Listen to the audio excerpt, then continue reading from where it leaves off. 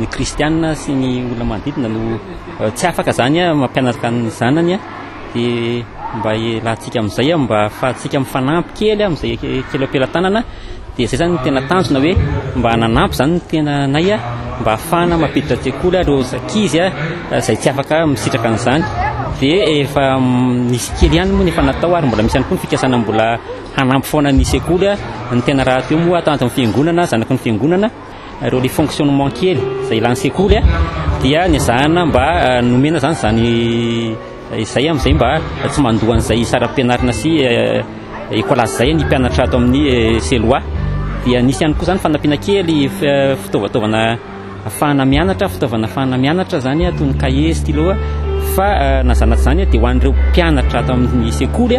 izay afaka CP zany dia ny etoana ny fidiriny any amin'ny CG izay zany tena isan'ny zava-dehibe mba aprisika zany ireo zanakitsika ireo tanorantsika kely ireo mba tena hianatra. Ty sekoly ty zany dia mihazaza manana fahasahiranana ara-pianakaviana dia mihazaza manana fahasahiranana ara-batana ara-tsaina dia izay no antony nanaovana le krismasy androany